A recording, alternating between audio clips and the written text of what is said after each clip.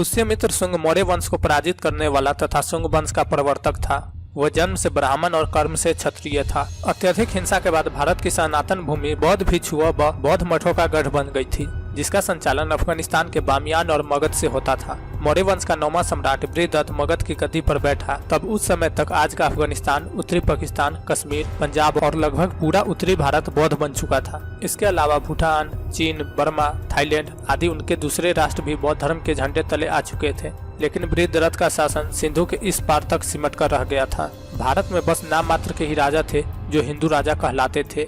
उनमें भी ज्यादातर दक्षिण भारत, महाराष्ट्र और राजस्थान के राजा थे। उत्तरी अफगानिस्तान बौद्धों का गढ़ और राजधानी बन चुका था। जब भारत के मगध में 9वां बौद्ध शासक बृहद्रथ राज कर रहा था, तब ग्रीक राजा मिनेंडर अपने सहयोगी डेमेट्रियस के साथ युद्ध करता हुआ सिंधु नदी के पास तक पहुंच चुका था। सिंधु के पार उसने भारत पर आक्रमण करने की योजना बनाई। इस मिनेंडर या मिनिंदर को बौद्ध साहित्य में मिलिंद कहा जाता है। किंवदंती के अनुसार उसने सीमावर्ती इलाके के कुछ बौद्ध भिक्षुओं को अपने साथ मिला लिया। उसने कहा, यदि आप भारत विजय में मेरा साथ देंगे तो मैं विजय के पश्चात बौद्ध धर्म अंगीकार कर लूंगा।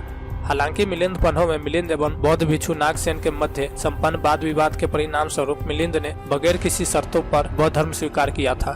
इतिहास के एक दूसरे पहलू अनुसार बौद्ध भिक्षुओं का वेश धरकर मिनिंदर के सैनिक मठों में आकर रहने लगे। हजारों मठों में सैनिकों के साथ साथ हथियार भी छुपा दिए। इस गतिविधि की जानकारी बौद्ध सम्राट बृहद्रथ के सेनापति पुष्यमित्र शुंग को लगी। पुष्यमित्र शुंग ने सम्राट बृहद्रथ से मठों की तलाशी की आज्ञा मांगी, परंतु बौद्ध सम्राट बृहद्रथ ने यह कहकर मना कर दिया कि तुम्हें व्यर्थ का संदेह है। लेकिन पुष्यमित्र शुंग एक राष्ट्रभक्त था। उसने राजा की आज्ञा का पालन किए बिना मठों की तलाशी ली और सभी भिक्षुओं को पकड़ लिया और भारी मात्रा में हथियार जब्त कर लिए। परंतु बृहद्रथ को आज्ञा का उल्लंघन करना अच्छा नहीं लगा। कहते हैं कि पुष्यमित्र शुंग जब वापस राजधानी पहुंचा तब सम्राट बृहद्रथ सेना परेड लेकर जांच कर रहा था। उसी दौरान पुष्यमित्र शुंग और बृहद्रथ में कहासुनी हो गई। कहासुनी इतनी बढ़ गई कि बृहद्रथ ने तलवार निकालकर पुष्यमित्र शुंग की हत्या करनी चाहिए, लेकिन सेना को बृहद्रथ से ज्यादा पुष्यमित्र शुंग पर भरोसा था। सेना में बौद्ध भी होते थे और हिंदू भी। पुष्यमित्र शुंग ने बृहद्रथ का वध कर दिया और फिर वो खुद सम्राट बन गया। इस दौरान सीमा पर मिलिंद ने आक्रमण कर दिया। फिर पुष्यमित्र ने अपनी सेना का गठन किया और भारत के मध्य तक चढ़ आए मिलिंदर पर आक्रमण कर दिया।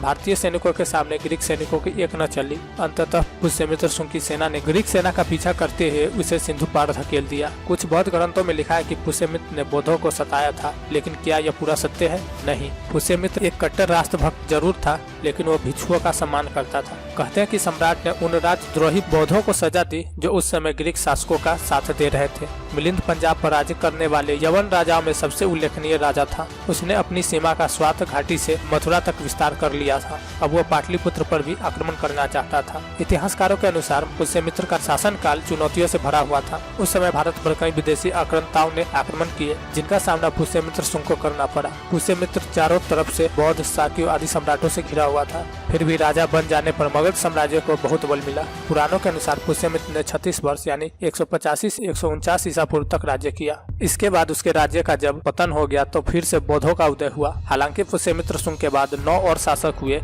अग्निमित्र, वसुज्येष्ठ, वसुमित्र, अंध्रक, 3 अज्ञात शासक, भागवत, देवभूमि। पुष्यमित्र शुंग को बौद्ध विरोधी समझना इतिहास की भूल है। इतिहास को जवाहरलाल नेहरू विश्वविद्यालय में बैठे 52 पंथियों ने लिखा, इसलिए उन्होंने पुष्यमित्र शुंग को खलनायक की तरफ प्रस्तुत किया। आज का ये वीडियो आप लोगों को कैसा लगा चैट सेक्शन में बताएं। वीडियो पसंद आया तो वीडियो को लाइक करें, चैनल को सब्सक्राइब करें तथा इस वीडियो को अधिक से अधिक शेयर करें। मिलते हैं अगले वीडियो में।